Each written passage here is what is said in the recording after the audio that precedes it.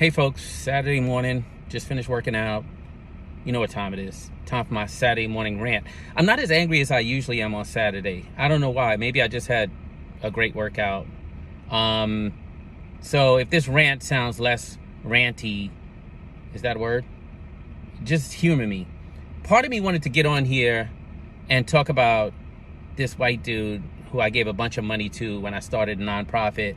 And the day I told him I was no longer giving him money, we sat down at a table together and he threatened the shit out of me. And I got it all on tape. I just don't know how to take that audio tape and splice it so that you guys can hear the most important parts. You won't want to listen to the whole meeting. It was an hour long. But part of me is dying to play that tape because while it was 7 or 8 years ago and he did a good job of setting me up afterwards, the truth is, you know, out of context, you won't be able to understand what's going on. But there's some really good moments in it where you hear this white man who's building his own nonprofit really threaten me as a black leader and say, if you don't give me money and if you don't allow me to benefit off your intellectual property, I'm going to take you down. And next time I talk about it, or whenever I figure out how to splice this goddamn audio tape, we'll talk about it in detail. Him and his wife, who he doesn't tell people is his wife. They both run organizations. They both raise millions of dollars. They both pimp out black people. They have deep relationships with foundations. She admits that she got all of her intellectual property from black men in Chicago years ago. He is just an angry white man who comes from, I don't know, middle America, the Midwest, or somewhere on the West Coast. And he sort of uses the fact that his family comes from poverty and alcoholism to justify his role in the nonprofit space. But he's a poverty pimp. And, you know, I really don't like to mention people because I don't do the cancel culture thing. But the concept and what we went through and what I went through and what this white man did is not that much different than what many black leaders face in the criminal justice reform space in particular, but at nonprofits writ large. And I just got to figure out how to splice this goddamn audio tape so you don't have to listen to the whole thing. You know, if you want to listen to the whole thing, I'll definitely include a link so you can listen to the whole thing. But at first, I want you to hear the moments where him and his black co-founder, who I didn't really know until he had a problem with me, and then suddenly he had a black co-founder, really like tell me and threaten me. And, you know, I had my staff with me. And anyway, it's a long story. But that's not what I want to rant about today, actually. I want to rant about today something that's going to probably get me in trouble, which is unionization at nonprofits. This is the part where I'm supposed to say, I'm not anti-union. I'm not anti-union. Actually, I was in a union as a young person when I worked for a food service company at the Javits Convention Center. I have a brother who's in a union. I get that when you work for an employer and they're paying shitty wages, you get together, you try to guarantee health benefits. Many employers are going to try to squeeze every penny out of profit and so on. I get that. I want to talk about unionization at nonprofits, though.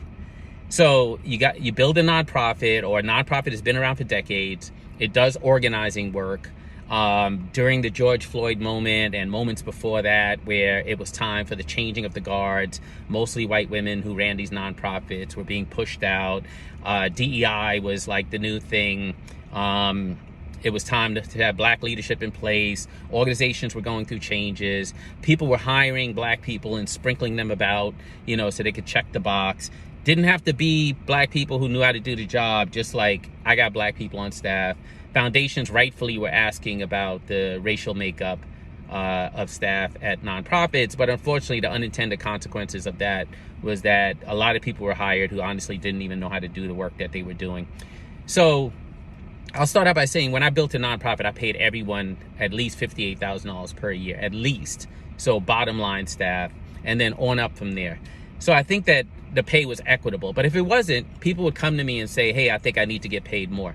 And we'd have a conversation and I'd tell them why I thought that they were right or why I thought they were wrong. As long as they weren't making an argument that was weak, like, hey, these other people make this amount and I make this amount.